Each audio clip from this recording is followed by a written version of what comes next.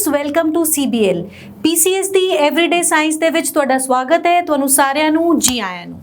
ਅੱਜ ਜਿਹੜਾ ਟੌਪਿਕ ਆਪਾਂ ਕਰਨ ਵਾਲੇ ਆ ਉਹ ਹੈ ਬਾਇਓਲੋਜੀ ਦਾ ਬਹੁਤ ਹੀ important topic human body and life processes. ਸਾਨੂੰ ਸਾਰਿਆਂ ਨੂੰ ਪਤਾ ਹੈ ਕਿ ਲਿਵਿੰਗ ਆਰਗੈਨਿਜ਼ਮਸ ਸੈੱਲ ਤੋਂ ਸ਼ੁਰੂ ਹੋਏ, ठीक है जी। सैल्स बेसिक फंक्शनल यूनिट है किसी भी लिविंग ऑर्गेनिज्म की। ह्यूमनस की गल कर रहे हैं तो ह्यूमनस की गल करांगे। Humans are made up of small cells, basic unit. Cells organise करते हैं टिशूज, टिशूज ऑर्गेनाइज होंगे ऑर्गन दे विच, और बहुत सारे ऑर्गनस मिलके बनाते हैं एक ऑर्गन सिस्टम। और जब बहुत सारे ऑर्गन सिस्टम्स कंपाइल करते हैं उदों बनता है लिविंग ऑर्गेनिज्म, जिथे आप गल कर रहे हैं आज ह्यूमन बीइंग्स की।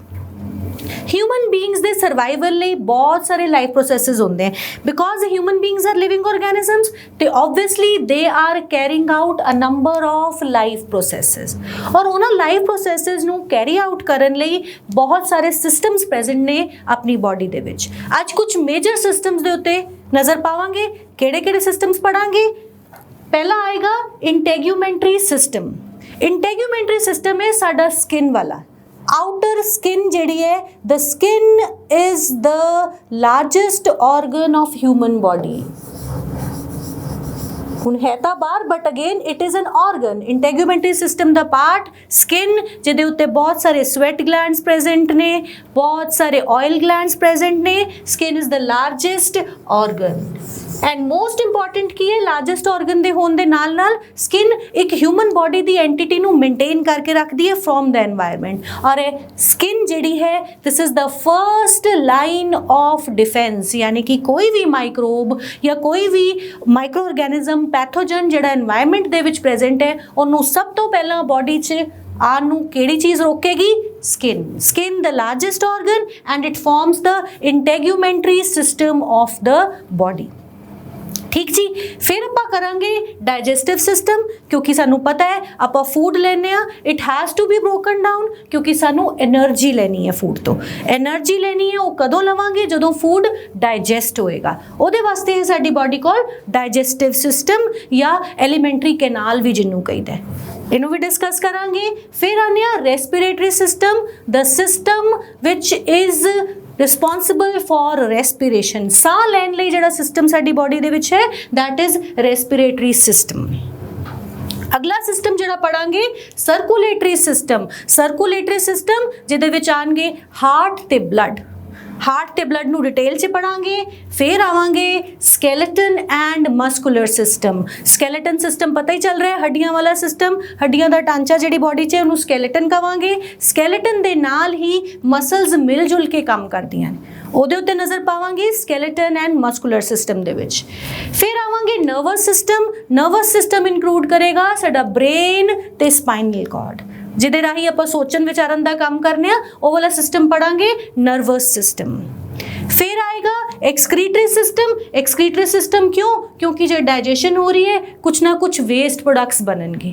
उन्होंने वेस्ट प्रोडक्ट्स ते उन्होंने बॉडी दे विच नहीं रख सकते और उन्होंने बाहर सुट्टन का काम कौन करेगा? Excretory system. फिर आवांगे आपां एंडोक्राइन ग्लैंड्स दे उत्ते। एंडोक्राइन सिस्टम भी एक बहुत इंपॉर्टेंट सिस्टम है बॉडी का, जो सिक्रीट करता है कैमिकल मैसेंजर्स जिन्होंने कहने हार्मोन्स। तो एक एक करके सारे नूं पढ़ांगे। इंटेग्यूमेंट्री सिस्टम बारे में तुहानूं दसता। Skin first line of defence है, लार्जेस्ट ऑर्गन है और साडी बॉडी दी एंटिटी नूं मेनटेन करके रखती है, उन्होंने प्रोटेक्शन देंदी है एनवायरनमेंट तो। ठीक है जी। हुण आने आपां डाइजेस्टिव सिस्टम ते। Digestive system, digestive system start हुंदा है माउथ ते एंड हुंदा है एनस ते। एंड दिस होल ट्रैक्ट है सारा रस्ता from mouth till anus is called as alimentary tract या alimentary canal।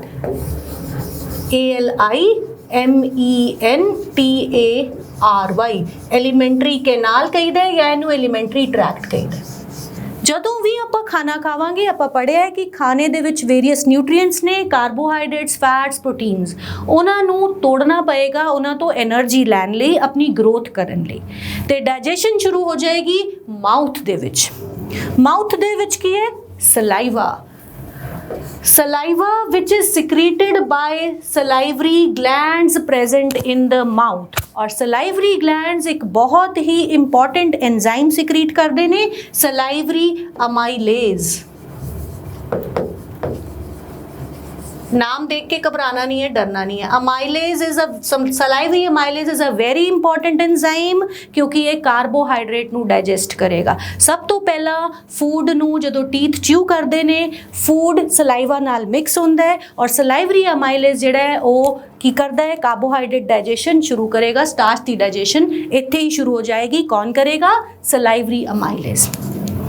उस तो बाद फूड पास होंदा है ਕਿਹੜੀ? खाने वाली नली च, जिन्हों पर ईसोफेगस कहते हैं, फूड पाइप या ईसोफेगस। और फूड पाइप राही खाना थले जाएगा by the movement called peristalsis. हुण पेरिस्टालसिस की है? फूड आया, फूड नूं च्यू कीता मूँह च, उहदा बोलस बनया, फूड इकट्ठा होया, it will be pushed down, एक तो बाद एक। ये जिहड़ी फूड पाइप है कॉन्ट्रैक्ट करेगी, रिलैक्स करेगी, कॉन्ट्रैक्ट करेगी, रिलैक्स करेगी। यह कॉन्ट्रैक्शन ते रिलैक्सेशन की कवांगे इनू? पेरिस्टालसिस। पेरिस्टालसिस नामक फिनोमिनल नाल माउथ तो फूड ईसोफेगस च आया, ईसोफेगस तो जाएगा स्टमक दे विच। Stomach is the widest part of the elementary canal, यानी कि डाइजेस्टिव सिस्टम का सब तो चौड़ा जे शेप्ड पार्ट स्टमक तो पहला इत्थे तुसी देख रहे हो लिवर ते गॉल ब्लैडर, उन्होंने भी डिस्कस कर लेने आ। याद रखना है, liver is the largest gland of our body. ठीक है, डाइजेस्टिव ग्लैंड है लिवर, साडी बॉडी का सब तो वड्डा। और लिवर क्यों इंपॉर्टेंट है? क्योंकि लिवर डिटॉक्सिफिकेशन का काम करता है, नाल ही नाल लिवर एक्स्ट्रा स्टार्च ਨੂੰ स्टोर करके रखेगा in the form of glycogen. ਇਹ ਵੀ ਆਪਾਂ ਪੜ੍ਹਿਆ ਹੈ, ग्लाइकोजन ਦੀ फॉर्म ਦੇ ਵਿੱਚ फूड स्टोर ਹੋਏਗਾ लिवर ਦੇ ਵਿੱਚ। और लिवर बहुत ही इंपॉर्टेंट, ਜੇ ਆਪਾਂ डाइजेस्टिव सिस्टम की गल कर रहे हैं तो ਅਸੀਂ ਇਹਦਾ डाइजेस्टिव रोल देखांगे। ਉਹ ਕੀ है कि लिवर सिक्रीट करता है बाइल। बाइल सिक्रीट करेगा। हुण बाइल दी की लोड़ है?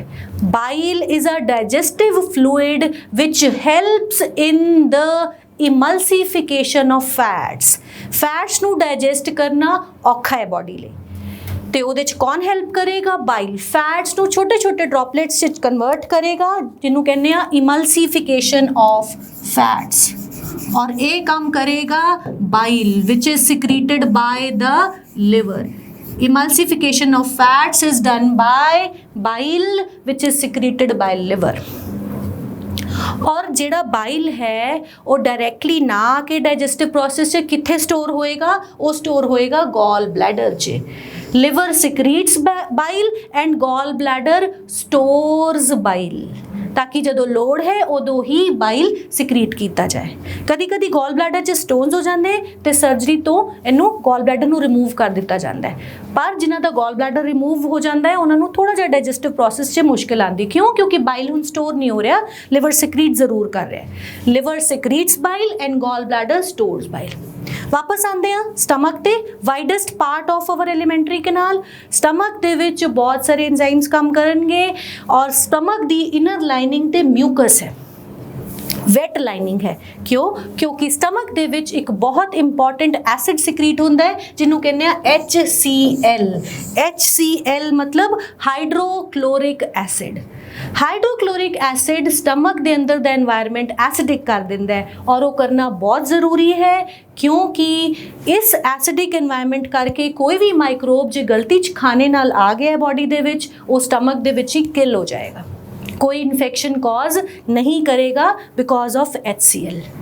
ठीक जी, और HCl बनना बहुत ज़रूरी है, क्योंकि फर्दर जेड़ा पैनक्रियाज तो पैनक्रियाटिक जूस आना है, या intestine they which intestinal juices ने, उन्हां लई ए मीडियम बहुत इंपॉर्टेंट है। HCl ने एसिडिक मीडियम किया, बाद च उसे मीडियम नू कन्वर्ट करांगे अल्कलाइन मीडियम दे विच। पर आप यह नहीं याद रखना, आप याद की रखना है HCl is present in stomach which helps to kill the harmful bacteria जे वो फूड च प्रेजेंट ने। ठीक, स्टमक तो बाद आप मूव करते हैं पैनक्रियाज दे विच। पैनक्रियाज दा डुअल रोल है। ठीक है जी। डुअल रोल की है, एक तो पैनक्रियाज सिक्रीट करनगे पैनक्रियाटिक जूस जिहड़ा कि डाइजेस्टिव सिस्टम च काम करेगा।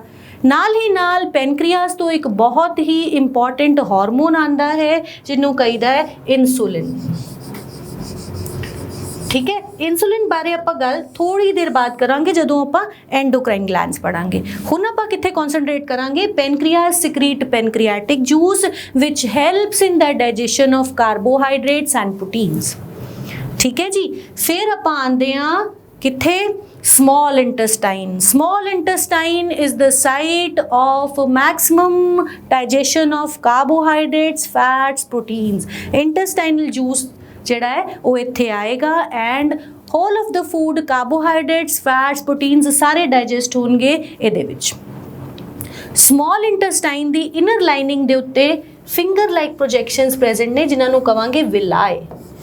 वो क्यों प्रेजेंट ने, क्योंकि जदों खाना डाइजेस्ट हो गया उन्होंने अब्जॉर्ब भी करना है और विलाई यानी कि finger like projections surface area वधाएंगे and food would be digested food is absorbed into the blood और वो बॉडी च चला जाएगा। फिर आंदा है लार्ज इंटेस्टाइन। लार्ज इंटेस्टाइन वैसे तो साइज च छोटा है पर इहदा ल्यूमन वड्डा यानी कि डायमीटर वड्डा है, इस करके इनू कहीदा लार्ज इंटेस्टाइन और इहदे विच पानी दी रीअब्जॉर्प्शन होएगी।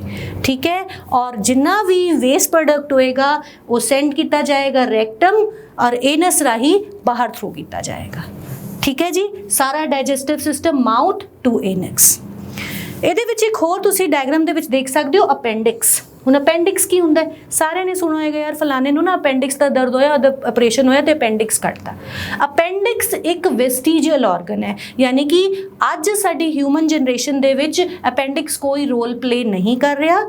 ਠੀਕ ਹੈ, ਪਰ ਕਦੀ ਕਦੀ ਇਹਦੇ ਵਿੱਚ ਖਾਣਾ ਜਾਣ ਨਾਲ टॉक्सिक सबसटेंसेस बन जाते हैं और यह सुज जाता है, इन्फ्लेमेशन हो जाता है जिन्हों आप अपेंडिसाइटिस कहीदा और नॉर्मल लैंग्वेज कहीदा अपेंडिक्स का दर्द हो रहा है। अपेंडिसाइटिस होने नाल इहदे च इन्फ्लेमेशन सोजिश आ जाती है तो इनू सर्जरी राही बाहर इस पीस नू कट दिता जाता है। ठीक है जी, यह सीगा डाइजेस्टिव सिस्टम माउथ तो शुरू करके एनस तो थोड़ा याद रखना है की रोल है किदा, किस किस ऑर्गन का की रोल है। नैक्सट सिस्टम ते चलते हैं। नैक्सट सिस्टम आएगा रेस्पिरेटरी सिस्टम। मैं दसिया सी तुहानूं कि साह लेना दैट मीनस आपां ऑक्सीजन लैनी है एंड कार्बन डाइऑक्साइड एक्सेल करनी है। इनहेल करनी है ऑक्सीजन, कार्बन डाइऑक्साइड एक्सेल करनी है, उहदे लई साडी बॉडी दे विच है रेस्पिरेटरी सिस्टम। शुरू होएगा नोज तो बाद नेजल कैविटी। ठीक है जी, नेजल कैविटी तो बाद आएगा लैरिंग्स। लैरिंग्स की है, it is the voice box और साउंड बॉक्स। कई बारी मेल्स दे विच देखा जाता है गले दे विच शार्प या बोनी स्ट्रक्चर। ठीक है जी, इनू एडम्स एप्पल भी कहीदा है क्योंकि मेल्स च विजिबल होंदा है, इत्थे करके शार्प जी बोन लाइक स्ट्रक्चर है which is larynx which is the voice box. अपनी साउंड या वॉइस जी साडी इस बॉक्स ते करके जनरेट होंदी है। ठीक है जी, लैरिंग्स तो बाद आएगा trachea. Very important, trachea is the wind pipe. ठीक है जी, जिमें फूड पाइप सी उमें ही विंड पाइप है एंड इट बाइफरकेट्स। क्यों, एक हिस्सा जाना है राइट लंग दे विच, एक जाना है लैफ्ट लंग दे विच and this bifurcation is when it enters the lungs it is called as bronchi.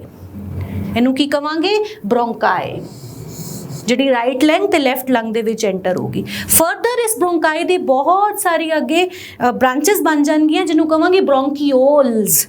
तुसी नाम नहीं याद रखना पर इन्ना जरूर ध्यान रखना है कि ब्रोंकियोल्स दे विच डिवाइड होके लंग दे के कोने दे विच जाएगा ए विंड पाइप दे छोटे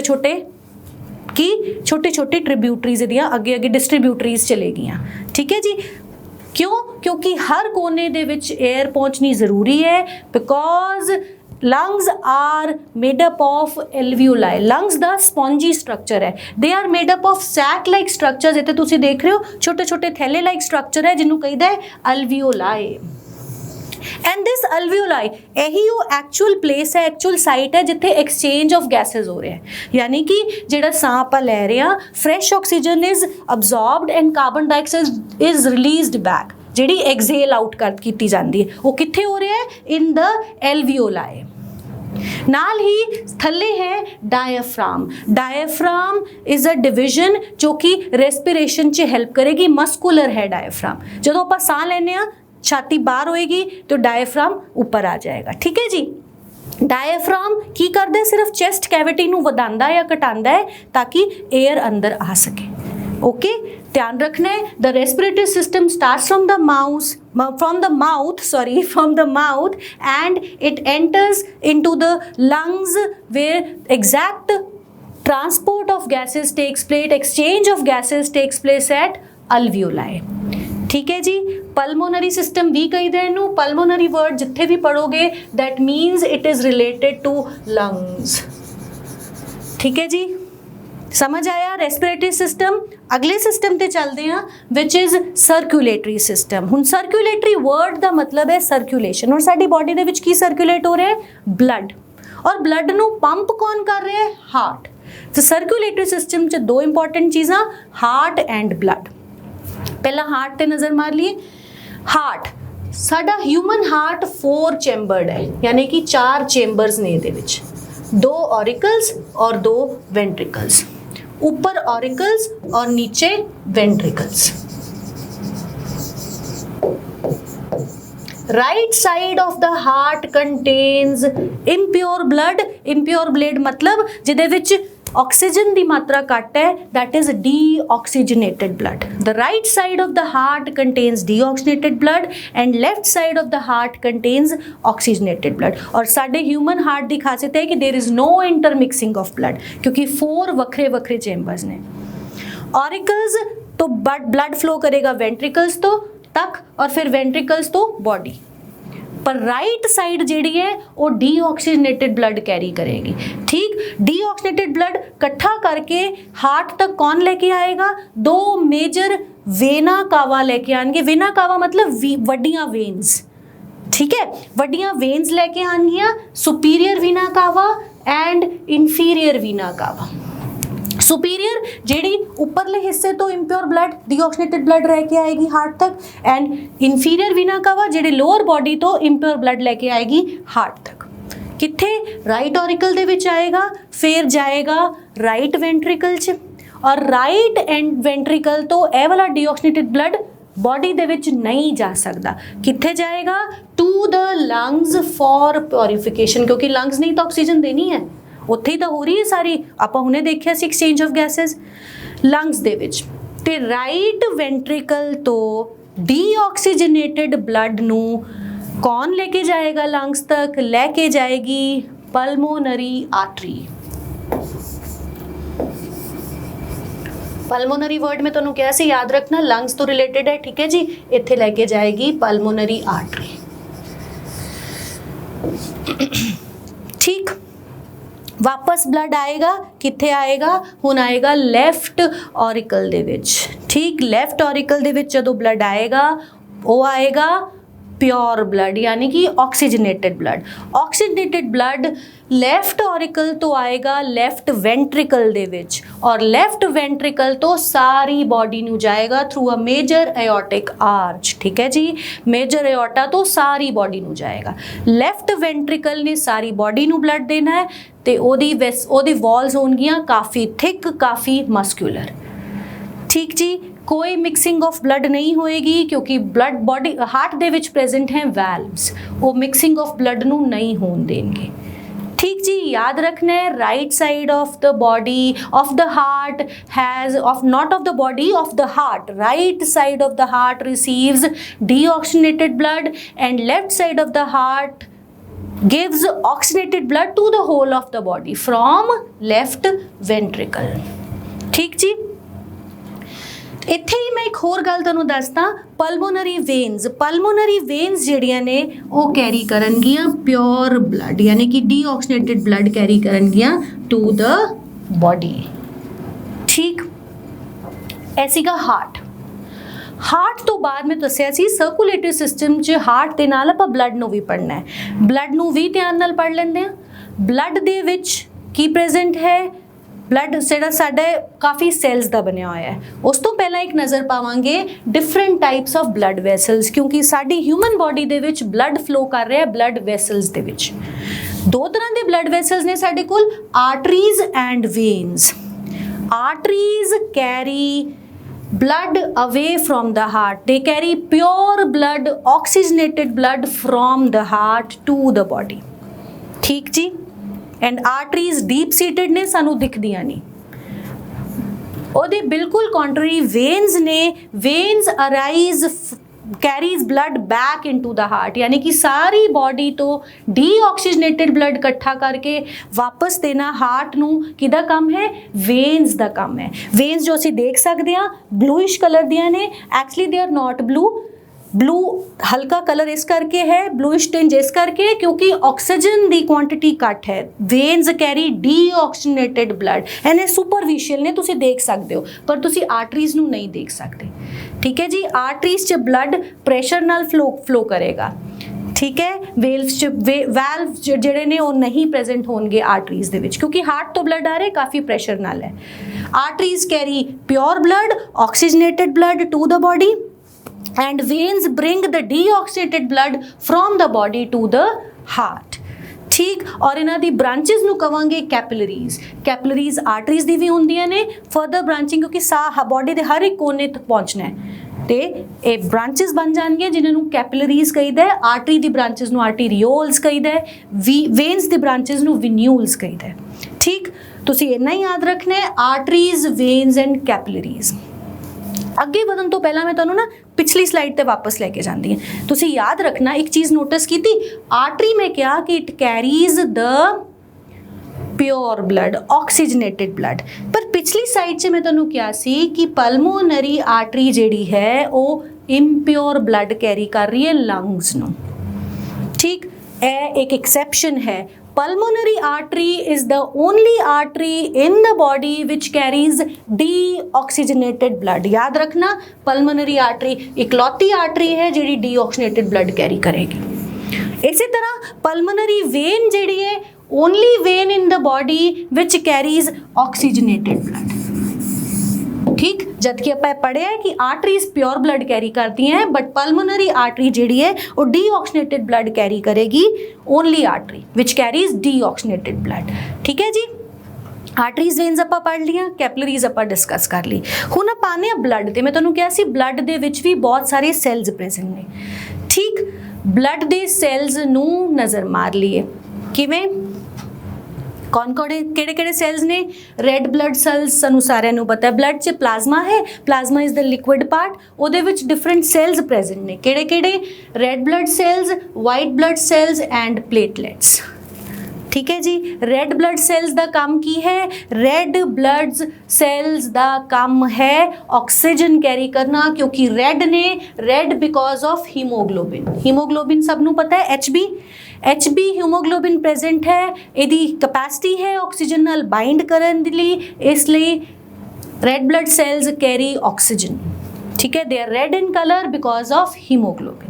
फिर आते हैं आप white blood cells. White blood cells नूं ल्यूकोसाइट्स भी कहीदा है और ये डिफरेंट टाइप्स ने. Neutrophils, eosinophils, basophils. तुसीं नाम नहीं याद रखने, इन्ने इंपॉर्टेंट नहीं है. एक बारी बस पढ़ लेना इन्हों.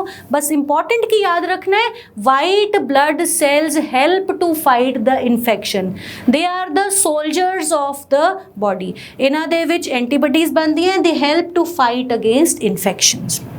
फिर आप आने प्लेटलेट्स. Very important. इन्हां दा नाम है थ्रोम्बोसाइट्स. ठीक है जी. थ्रोम्बोसाइट्स प्लेटलेट्स का काम है ब्लड क्लॉटिंग. कोई भी सट वजदी है थोड़ी देर बाद ਉਹਦੇ ਚੋਂ 2 ਮਿੰਟ ਬਾਅਦ 2-3 ਮਿੰਟ ਬਾਅਦ ਬਲੱਡ ਕਲॉट ਹੋ ਜਾਂਦਾ ਹੈ. ਖੂਨ ਆਣਾ ਬੰਦ ਹੋ ਜਾਂਦਾ ਹੈ ਅਨਲੈਸ ਕੋਈ ਬਹੁਤ ਮੇਜਰ ਚੋਟ ਹੋਏ. ਠੀਕ ਹੈ ਜੀ. ਤੇ ਬਲੱਡ ਕਲॉटिंग ਨੂੰ ਕੌਣ ਹੈਲਪ ਕਰ ਰਿਹਾ ਹੈ? ਪਲੇਟਲੈਟਸ. ਹੁਣ ਬਲੱਡ ਕਲॉटिंग ਦੇ ਉੱਤੇ ਕੁਐਸਚਨ ਪੁੱਛਿਆ ਜਾਂਦਾ ਹੈ. ਧਿਆਨ ਨਾਲ ਦੇਖੋ. प्लेटलेट्स रिलीज की रिलीज करते हैं थ्रोम्बोकाइनेज या इनू थ्रोम्बोप्लास्टिन कहते हैं. ठीक है जी.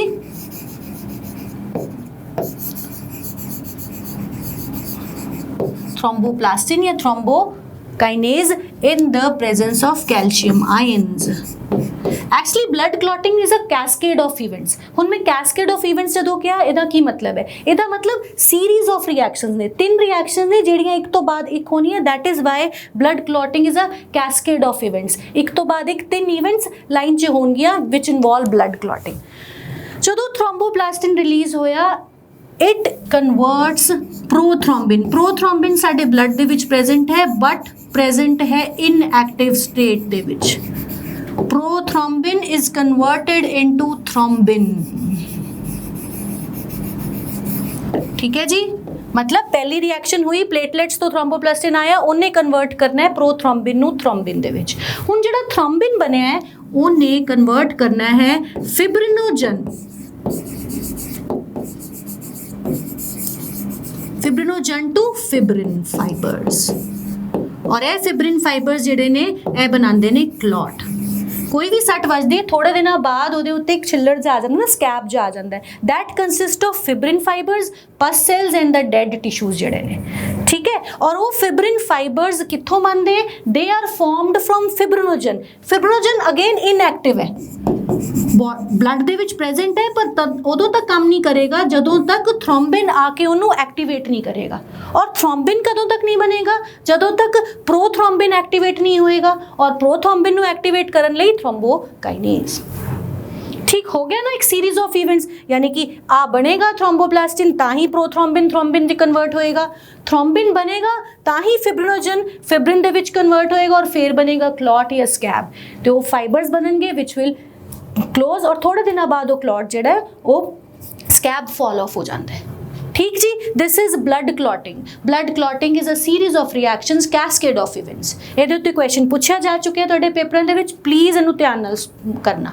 ठीक है जी, ब्लड क्लॉटिंग कौन कॉज करते हैं? Which cells help in blood clotting? Platelets. और ਕਿਹੜੇ ਕਿਹੜੇ इन्वॉल्व ने रिएक्शंस वो भी ਤੁਹਾਨੂੰ पता चल गया।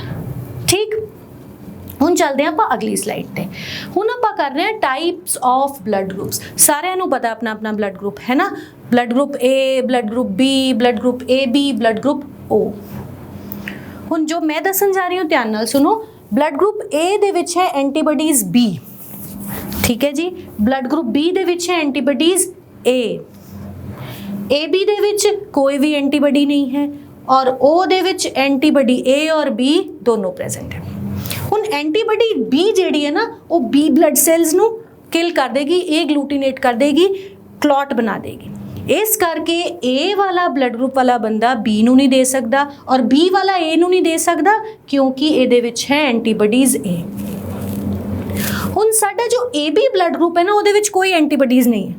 ਇਹਦਾ ਮਤਲਬ ਕੋਈ ਵੀ ਬਲੱਡ ਗਰੁੱਪ ਉਹਨੂੰ, ਕੋਈ ਵੀ ਕਿਸੇ ਵੀ ਦਾ ਜੋ ਵੀ ਬਲੱਡ ਗਰੁੱਪ ਹੈ ਨਾ ਉਹਨੂੰ ਬਲੱਡ ਦਿੱਤਾ ਜਾ ਸਕਦਾ ਹੈ, ਕਿਉਂਕਿ ਉਹਦੇ ਵਿੱਚ ਐਂਟੀਬਾਡੀਜ਼ ਹੀ ਨਹੀਂ ਹੈਗੀ, ਕਿਲ ਹੀ ਨਹੀਂ ਕਰਨਗੀਆਂ ਦੂਜੇ ਸੈਲਸ ਨੂੰ।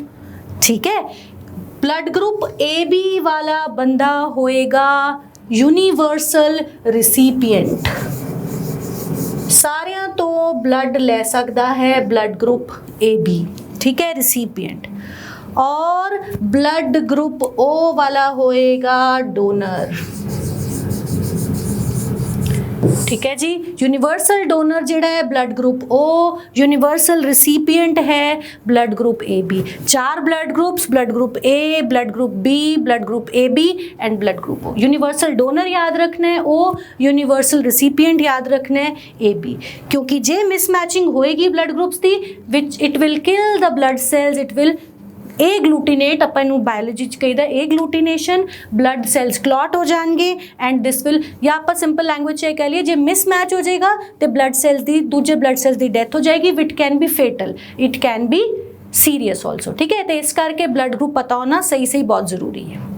ओके, नैक्सट सिस्टम जो आप करने वाले हैं that is skeleton system. Skeleton system, skeleton तुहानू पता है फ्रेमवर्क ऑफ बोन्स, बोन्स का एक ढांचा जिहड़ा साडी बॉडी नूं एक शेप दे रहा है, ठीक है ना, एक फॉर्म दे रहा है, असी चल फिर पा रहे हैं, एक बॉडी की प्रॉपर फिजिक है because of this skeleton system. ठीक है जी, the total bones in our body 206, और इन्हां बोन्स चों सब तो वड्डी bone, the longest bone is femur, जिहड़ी थाई बोन है। ठीक है, थाई बोन जिहड़ी है that is femur, it is the longest bone. और इन्हां लॉन्ग बोन्स दे विच बोन मैरो प्रेजेंट होंदा है। की प्रेजेंट है? Bone marrow. बोन मैरो दी की इंपॉर्टेंस है? बोन मैरो दे विच रेड ब्लड सेल्स बनते हैं। ठीक है जी, इस करके साडी बॉडी का हर सिस्टम दूजे सिस्टम नाल किसी ना किसी तरीके नाल लिंक्ड है। लॉन्गेस्ट बोन ਫੀਮਰ ਔਰ ਲੌਂਗ ਬੋਨਸ ਦੇ ਵਿੱਚ ਜਿਹੜੀ ਬਾਡੀ ਦੀ ਲੌਂਗ ਬੋਨਸ ਨੇ ਉਹਨਾਂ ਵਿੱਚ ਬੋਨ ਮੈਰੋ ਪ੍ਰੈਜ਼ੈਂਟ ਹੈ ਜੋ ਕਿ ਆਰਬੀਸੀਜ਼ ਬਣਾਉਂਦਾ ਹੈ। ਠੀਕ ਹੈ, ਨੈਕਸਟ ਆ ਗਿਆ ਸਮੋਲੈਸਟ ਬੋਨ ਪ੍ਰੈਜ਼ੈਂਟ ਹੈ ਕੰਨ ਦੇ ਵਿੱਚ। ਹੁਣ ਕੰਨ ਦੇ ਵਿੱਚ ਕਿੱਥੇ ਬੋਨ ਹੈ? ਇੰਟਰਨਲ ਏਅਰ, ਮਿਡਲ ਏਅਰ ਤੋਂ ਬਾਅਦ 3 ਬੋਨਸ ਹੈਗੀਆਂ, ਮੇਲੀਅਸ, ਇੰਕਸ, ਸਟੇਪਸ, ਪਰ ਉਹਨਾਂ ਚੋਂ ਸਭ ਤੋਂ ਛੋਟੀ ਬੋਨ ਜਿਹੜੀ ਪ੍ਰੈਜ਼ੈਂਟ ਹੈ ਦੈਟ ਇਜ਼ ਸਟੇਪਸ। ਤੁਸੀਂ ਇਹ ਯਾਦ ਰੱਖਣਾ ਹੈ, the smallest bone is stapes. Okay, longest bone femur, smallest bone stapes. ਅੱਗੇ ਚੱਲਦੇ ਹਾਂ। ਸਕੈਲੇਟਨ ਸਿਸਟਮ ਤੋਂ ਬਾਅਦ ਮੈਂ ਤੁਹਾਨੂੰ ਕਿਹਾ ਸੀ skeleton system works in accordance with muscular system. ਕੱਲਾ ਸਕੈਲੇਟਨ ਕੁਝ ਨਹੀਂ ਕਰੇਗਾ, ਮੂਵਮੈਂਟ ਨਹੀਂ ਕਰ ਸਕਦਾ।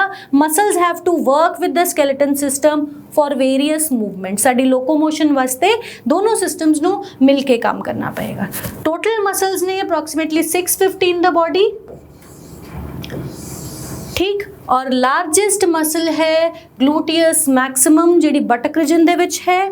Then there is smallest muscle, again it is present in ear which is stapedus.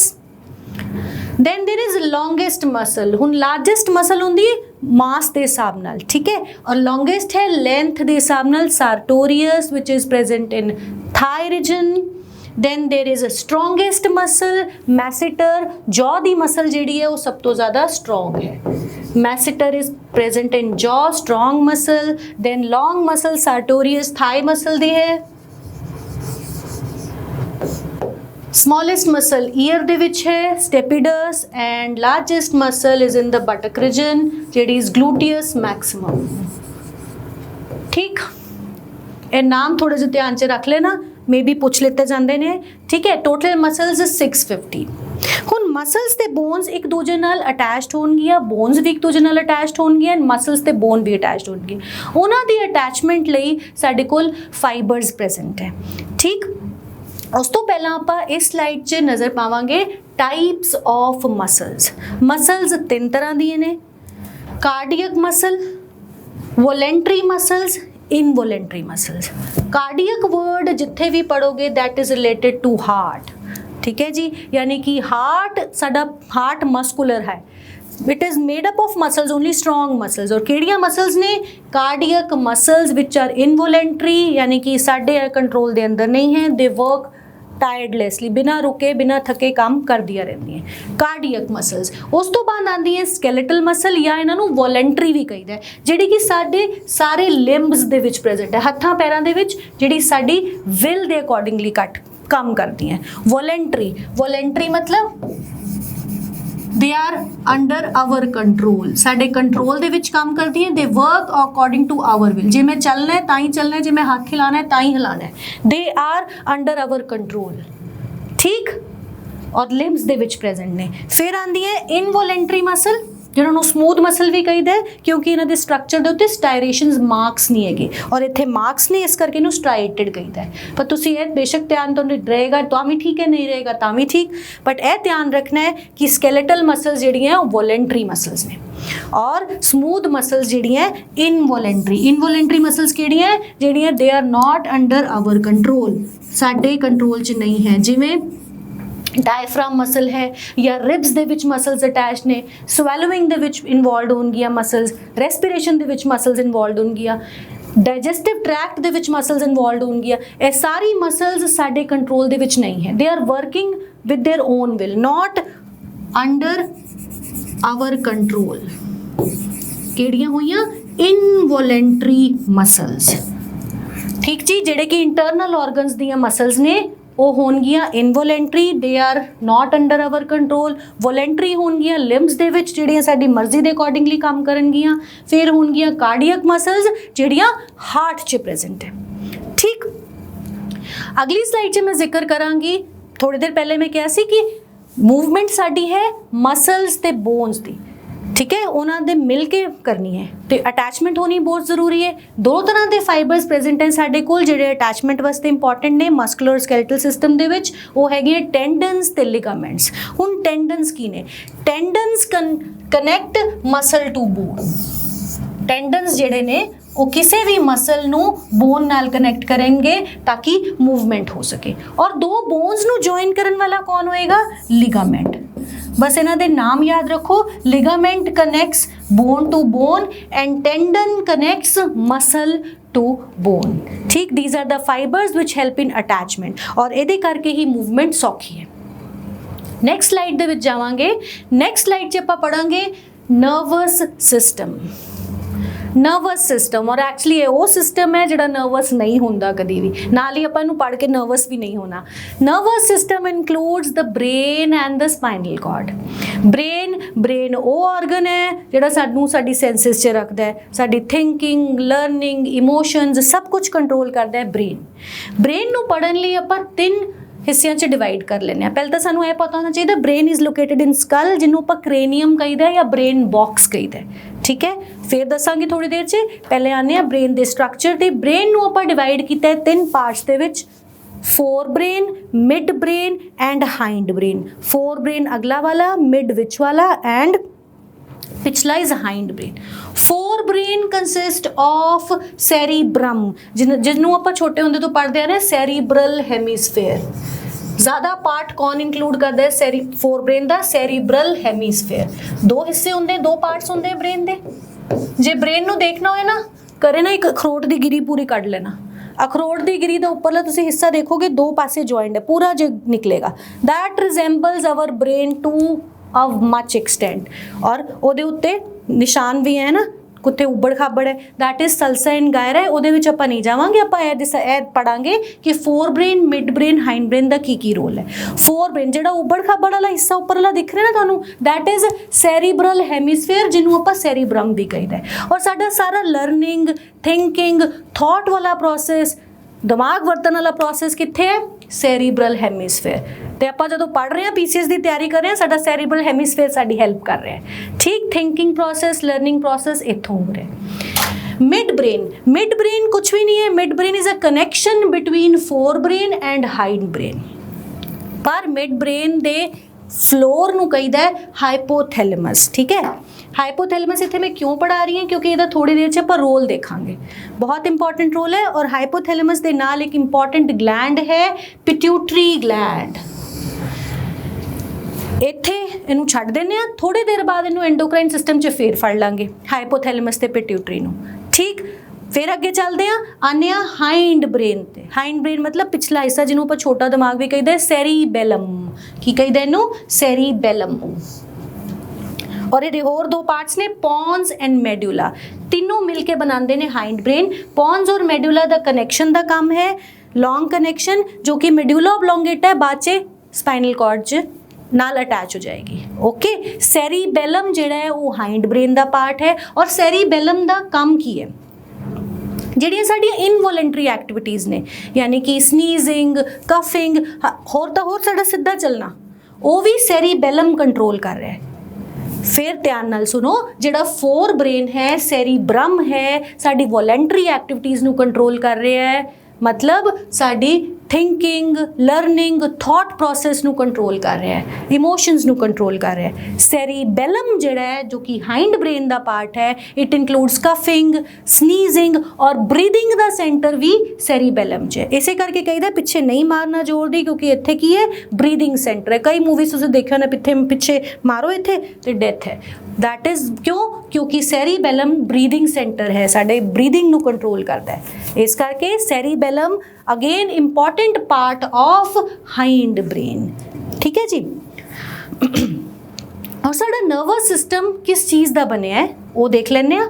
Our nervous system is made up of neurons और nerve cells. याद रखना जी, nerve cells are the longest cells in our human body.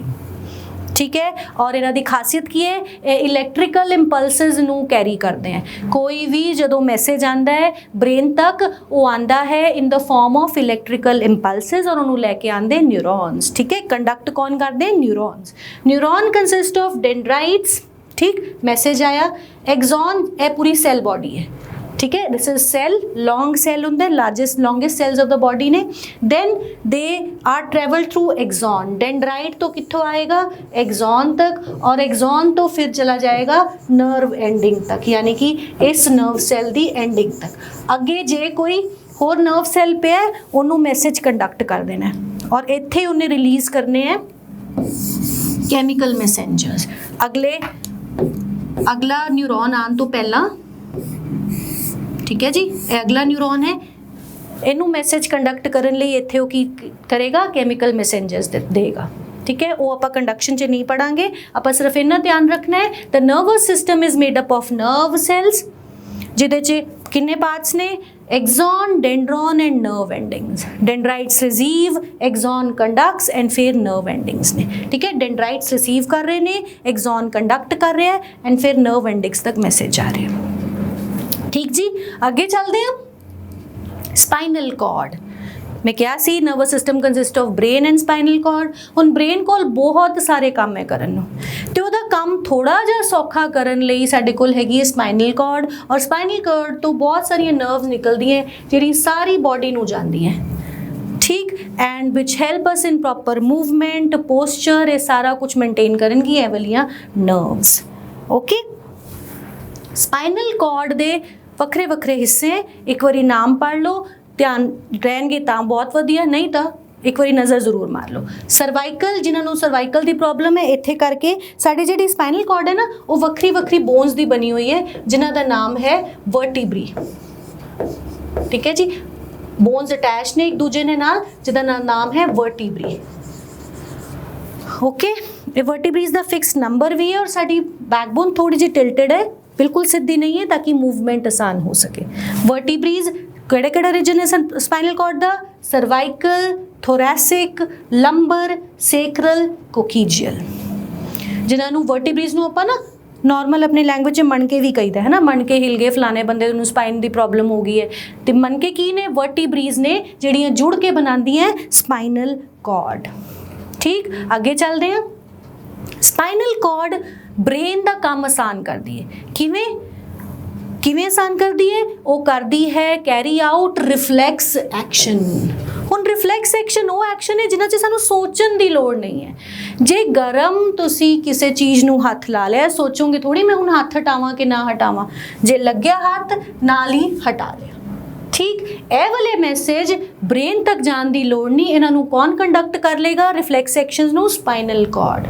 रिसैप्टर ने stimulus आया, stimulus मतलब जेडे जो event होया है, गरम चीज़ के उत्ते हथ लग गया, रिसैप्टर ने मैसेज कैरी किया, पर वो ब्रेन तक नहीं लैके जा रहा, स्पाइनल कॉर्ड तक लैके जा रहा है, और स्पाइनल कॉर्ड उत्थे उस मैसेज नूं रीड करके इंटीग्रेट करके फटाफट मोटर न्यूरॉन राही भेज रही है, और तुसीं अपना हथ पीछे करोगे। जे तुहाडे वाल कोई गली दे कुत्ते भजदे आ रहे, तुसीं खड़ के सोचोगे थोड़ी उत्थे मैं भज्जां कि ना भज्जां। ਇਹੋ ਜਿਹੇ ਕੰਮ ਜਿਨ੍ਹਾਂ 'ਚ ਬ੍ਰੇਨ ਦੀ ਇਨਵੋਲਵਮੈਂਟ ਨਹੀਂ ਹੈ, ਉਹਨਾਂ ਨੂੰ ਕਵਾਂਗੇ ਰਿਫਲੈਕਸ ਐਕਸ਼ਨ, ਜਿਹੜੇ ਆਪਣੇ ਆਪ ਆਟੋਨੋਮਸ ਨੇ, ਹੈ ਨਾ, ਸੈਲਫ। ਇਹਦੇ ਬਾਰੇ ਬ੍ਰੇਨ ਨੂੰ ਪੁੱਛਣ ਨੂੰ ਨਹੀਂ, ਸਪਾਈਨਲ ਕਾਰਡ ਕੰਡਕਟ ਕਰੇਗੀ। ਇਮੀਡੀਏਟ ਐਕਸ਼ਨ ਹੈ, ਉਹ ਕਹਿਲਾਏਗਾ ਰਿਫਲੈਕਸ ਐਕਸ਼ਨ, ਔਰ ਉਹਨੂੰ ਕੰਡਕਟ ਕਰੇਗਾ ਸਪਾਈਨਲ ਕਾਰਡ। ਤੇ ਸਪਾਈਨਲ ਕਾਰਡ ਬ੍ਰੇਨ ਦਾ ਕੰਮ ਥੋੜਾ ਜਿਹਾ ਸੌਖਾ ਕਰ ਰਹੀ ਹੈ, ਉਹਦੇ ਕੰਮ ਨੂੰ ਵੰਡ ਦਿੱਤਾ ਗਿਆ। ਠੀਕ ਹੈ ਜੀ, ਬ੍ਰੇਨ ਸਮਝ ਆ ਗਿਆ, ਸਪਾਈਨਲ ਕਾਰਡ समझ आ गया। ਹੁਣ ਚੱਲਦੇ ਆਪਾਂ ਆਪਣੀ ਅਗਲੀ ਸਲਾਈਡ 'ਚ ਔਰ ਦੇਖਦੇ ਹਾਂ ਐਕਸਕ੍ਰੀਟਰੀ ਸਿਸਟਮ। ਐਕਸਕ੍ਰੀਟਰੀ ਸਿਸਟਮ ਦਾ ਮਤਲਬ ਕਿ ਜਿਹੜੀ ਬਾਡੀ 'ਚ ਡਾਈਜੈਸ਼ਨ ਹੋਇਆ, ਕੋਈ ਨਾ ਕੋਈ ਵੇਸਟ ਪ੍ਰੋਡਕਟਸ ਬਣੇ, ਉਹ ਵੇਸਟ ਪ੍ਰੋਡਕਟਸ ਟੌਕਸਿਕ ਨੇ, ਉਹਨਾਂ ਨੂੰ ਬਾਡੀ ਵਿੱਚ ਨਹੀਂ ਛੱਡਿਆ ਜਾ ਸਕਦਾ। ਠੀਕ, ਉਹਨਾਂ ਨੂੰ ਬਾਡੀ ਤੋਂ ਬਾਹਰ ਥਰੋ ਕਰਨਾ ਬਹੁਤ ਜ਼ਰੂਰੀ ਹੈ, ਔਰ ਉਹਦੇ ਲਈ ਹੈ ਸਾਡੀ ਬਾਡੀ ਦੇ ਵਿੱਚ ਐਕਸਕ੍ਰੀਟਰੀ ਸਿਸਟਮ।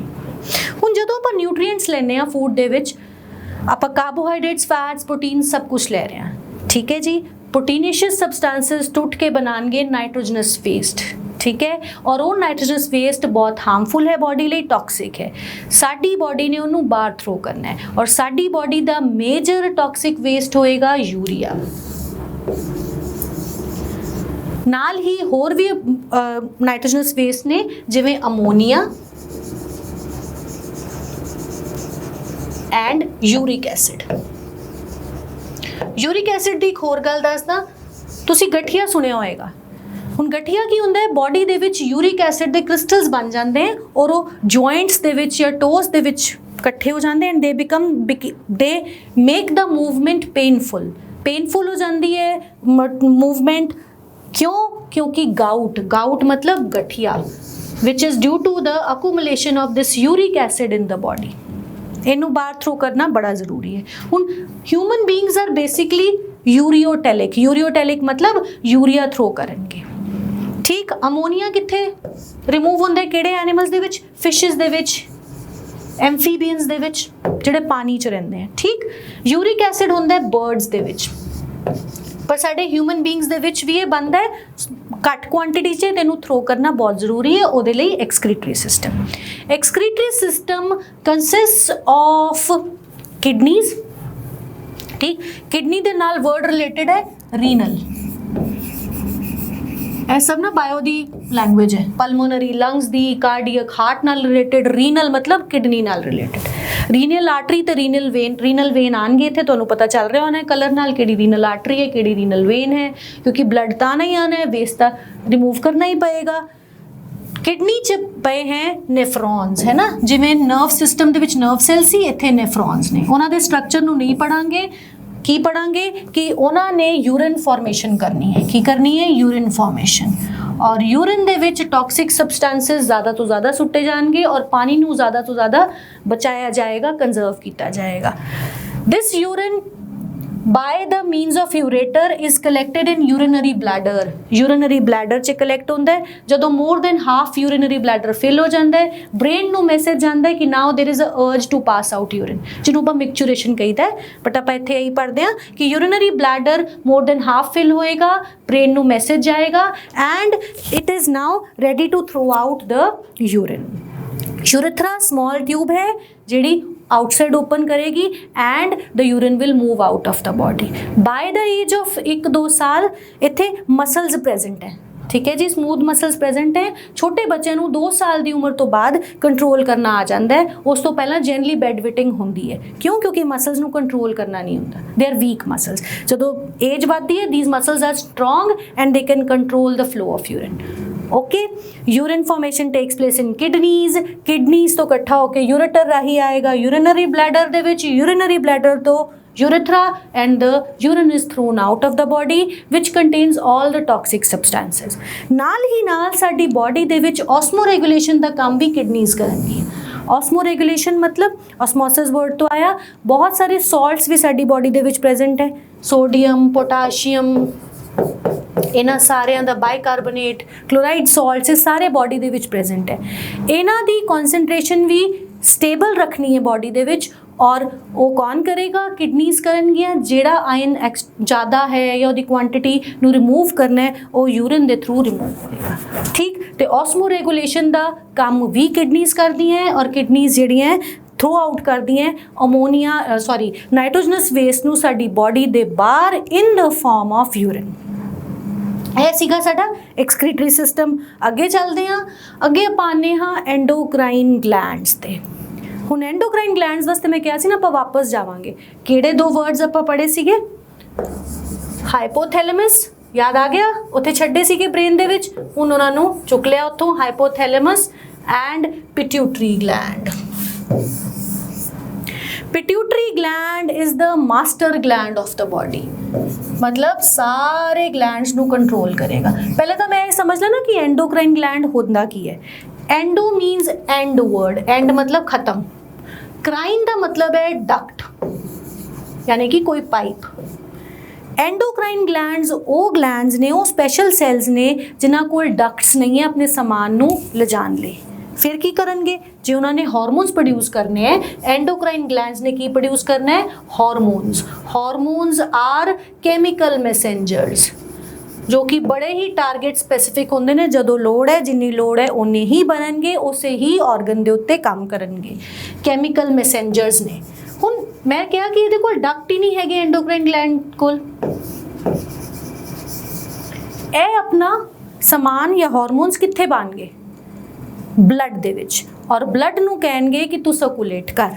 एंडोक्राइन ग्लैंड्स वो ग्लैंड्स ने जिन्हां कोल डक्ट्स नहीं हैगियां, वो हार्मोन्स भेजणगे थ्रू द ब्लड। और साडी बॉडी दा मेजर मास्टर ग्लैंड हैगा ब्रेन दे विच प्रेजेंट पिट्यूटरी ग्लैंड, जिहड़ा बाकी सारे ग्लैंड्स नू कंट्रोल करेगा भी हुण तू काम करना है, हुण तू नहीं काम करना। पिट्यूटरी ग्लैंड बहुत ही ज़रूरी है, ठीक है। उन्हां नू काम करवाना है तो शुरू कराएगा, जे रोकना है तां भी पिट्यूटरी ग्लैंड तो मैसेज आएगा, क्योंकि ब्रेन तो प्रेजेंट है, मास्टर ग्लैंड है। और पिट्यूटरी ग्लैंड किहदी गल मनेगा? हाइपोथैलेमस दी। बस इन्ना ही याद रखना आपां कि पिट्यूटरी ग्लैंड मास्टर ग्लैंड है। पिट्यूटरी ग्लैंड की गल मनी जाएगी सारे ग्लैंड्स द्वारा, और पिट्यूटरी की गल सुनेगा हाइपोथैलेमस की। हाइपोथैलेमस के कंट्रोल अंडर हैगा pituitary which is the master gland of the body. हुण आपां आने आ बाकी ग्लैंड्स ते, बहुत सारे ग्लैंड्स ने, आपां कुछ इंपॉर्टेंट ग्लैंड्स पढ़ांगे। सब तो पहला आपां आने आ thyroid gland. Thyroid gland secretes thyroxine, a very important growth hormone, और थायरॉयड ग्लैंड प्रेजेंट है नैक दे विच। ठीक, अगर याद होए तो आप पढ़िया है कि आयोडीन की डेफिशिएंसी नाल हुंदा है गोइटर, और गोइटर की है, गोइटर इज स्वेलिंग या सोजश है of the thyroid gland. Thyroid gland वड्डा हो जाता है नैक दे विच, क्यों? क्योंकि आयोडीन की कमी है। थायरॉयड ग्लैंड एक बहुत ही इंपॉर्टेंट हार्मोन सिक्रीट करता है थायरॉक्सिन, जिहड़ी कि साडी बॉडी दे मैटाबॉलिक एक्टिविटीज़ नू कंट्रोल करता है, ग्रोथ नू कंट्रोल करता है। ठीक जी, इसलिए iodise salt is very important. Next आप आने आ थाइमस ग्लैंड। थाइमस एक इकलौता ग्लैंड इहो जिहा है जिहड़ा बॉडी दे विच जदों न्यूबॉर्न बेबी ਉਹਦੇ ਵਿੱਚ ज़्यादा एक्टिव होएगा, but with the age this gland degenerates, खत्म हो जाता है, क्योंकि ग्रोथ लिए ज़रूरी है। ठीक है जी, थाइमसिन है वो ग्रोथ लिए ज़रूरी है, थाइमस ग्लैंड डीजनरेट हो जाएगा विद द एज। फिर आप आने आ मोस्ट इंपॉर्टेंट पेनक्रियाज। ठीक जी, pancreas secrete a very important hormone called as insulin. इनू भी ਆਪਾਂ डाइजेस्टिव सिस्टम 'ਚ ਛੱਡਿਆ ਸੀ ਨਾ, ਹੁਣ ਉੱਥੋਂ ਚੁੱਕ ਲੈਂਦੇ ਆ। Insulin is responsible for controlling the blood glucose level. जे किसी बंदे च इंसुलिन की क्वांटिटी घट है या नहीं बन रहा, वो ब्लड च ग्लूकोज लैवल ज़्यादा हो जाएगा, और उन्होंने की कहने शुगर होगी, डायबिटीज़ होगी, डायबिटीज़ मेलाइटिस। ठीक है जी, diabetes mellitus is a condition which occurs due to insufficient or no quantity of insulin. Insulin का काम है ब्लड शुगर लैवल नू ठीक मेनटेन करना। जे इंसुलिन घट है तो ब्लड शुगर लैवल ज़्यादा, इसका मतलब हाई ब्लड शुगर, डायबिटीज़ है, हाई है ब्लड शुगर। ठीक, जे बहुत ज़्यादा प्रोड्यूस हो रहा है, इसका मतलब शुगर लेवल घट हो रहा है, low blood sugar. Insulin is the hormone secreted by pancreas which helps to control the blood sugar level। बहुत ही इंपॉर्टेंट रोल है डायबिटीज़ मेलाइटिस। नेक्स्ट आप आने आ adrenal glands. Adrenal, renal word कित्थे सीगा? किडनी नाल रिलेटेड। मैं तुहानूं दस्सिया सी एड्रीनल क्यों कहीदा है, क्योंकि किडनी के उपर प्रेजेंट है, टोपियां की फॉर्म च प्रेजेंट है, उत्ते ना स्मॉल कैप्स जियां लगियां, adrenal glands. They secrete very important hormone, तुहानूं सारिਆਂ ਨੂੰ पता होएगा, एड्रीनैलिन। एड्रीनैलिन रश सारिਆਂ ਨੂੰ पता है, पेपर आने वाला है या रिजल्ट आने वाला है, हार्ट बीट बढ़ जाएगी, पसीने छुट रहे हैं, घबराहट हो रही है, वो सब क्यों हो रहा है? क्योंकि उस टाइम एड्रीनल ग्लैंड की सिक्रीट कर रहे हैं एड्रीनैलिन। जे किते जाना है, उसकी एक्साइटमेंट हो रही है भी मैं घूमन जाना है, इत्थे जाना है, मैं तो कैनेडा चलिया, उसकी एक्साइटमेंट एड्रीनल ग्लैंड्स। ठीक, एक्साइटमेंट का काम, स्ट्रैसफुल कंडीशंस दे विच बॉडी नू प्रिपेयर करन दा काम कौन करेगा? Adrenaline which is secreted from adrenal glands. हुण जदों स्ट्रैसफुल कंडीशन चली गई, इनू ना आपां 3F ग्लैंड भी कहीदा है, फाइट फ्लाइट फ्राइट, यानी कि जदों आपां स्ट्रैस नू कंबैट करना, या तो फाइट करांगे, फ्राइट करांगे, या भज्जांगे उत्थों। वो तीनों कंडीशंस दे विच इस हार्मोन ने बहुत काम करना है, एड्रीनैलिन ने, जिहड़ा एड्रीनल ग्लैंड्स तो आया। वंस वो स्ट्रेसफुल कंडीशन चली गई, पेपर हो गया, रिजल्ट आ गया, हुण तां नहीं घबराहटां हो रही, हुण तां नहीं पसीने आ रहे, क्यों? क्योंकि हुण एड्रीनलिन हार्मोन नू नॉर्मल करन लई उहदा काउंटर पार्ट प्रेजेंट है, जिहदा नाम है नॉर एड्रीनैलिन। नॉर एड्रीनैलिन यानी कि जिहड़ा एड्रीनलिन नू नॉर्मल करेगा। दो हार्मोन्स ने, एड्रीनैलिन, नॉर एड्रीनैलिन, एक दूजे दे ऑपोजिट काम करनगे। ठीक है जी, एड्रीनल ग्लैंड्स दे हार्मोन। वैसे तो एड्रीनल ग्लैंड्स दे होर भी हार्मोन है, पर जिहड़े इंपॉर्टेंट है वो है एड्रीनैलिन, नॉर एड्रीनैलिन। ठीक, फिर आप आवांगे ओवरीज, जो कि फीमेल्स दे विच प्रेजेंट है, फीमेल रिप्रोडक्टिव सिस्टम का पार्ट ने, यह सिक्रीट करती हैं ईस्ट्रोजन एंड प्रोजेस्ट्रॉन। दो हार्मोन्स, ईस्ट्रोजन एंड प्रोजेस्ट्रॉन। और सिंस ए रिप्रोडक्टिव सिस्टम का पार्ट ने, oestrogen and progesterone, they help in the growth of the female reproductive organs and progesterone helps in maintaining pregnancy. ठीक है जी, ये दोनों हार्मोन्स जिहड़े ने ओवरीज तो रिलीज होंदे ने फीमेल्स दे विच। फिर आपां आने testis which is present in males, it secretes a hormone called testosterone जो कि स्पर्म प्रोडक्शन दे विच एंड स्पर्म मैचुरेशन विच बहुत इंपॉर्टेंट रोल प्ले करती है। मेल बॉडी दे विच मेल कैरेक्टर्स टेस्टोस्टेरोन दे करके हैं, फीमेल बॉडी दे विच फीमेल कैरेक्टर्स ईस्ट्रोजन प्रोजेस्टेरोन दे करके हैं। ते कुछ इंपॉर्टेंट हार्मोन्स ने जिहड़ा बॉडी दे विच इंपॉर्टेंट रोल प्ले कर रहे हैं। ਇਹ ਸੀਗਾ ਸਾਡਾ एंडोक्राइन सिस्टम। ठीक है जी, ਇਹਦੇ ਨਾਲ ही साडा लैक्चर खत्म। सिस्टम्स पढ़ना ध्यान नाल, ठीक है, बहुत सारी चीज़ां याद करन वाली है। वास्ट ने सिस्टम्स पर जिन्ना दस्सिया उन्होंने चंगी तरह याद करो। फिर मिलांगे, तद तक तुसीं अपनी पढ़ाई करते रहना। सत श्री अकाल जी।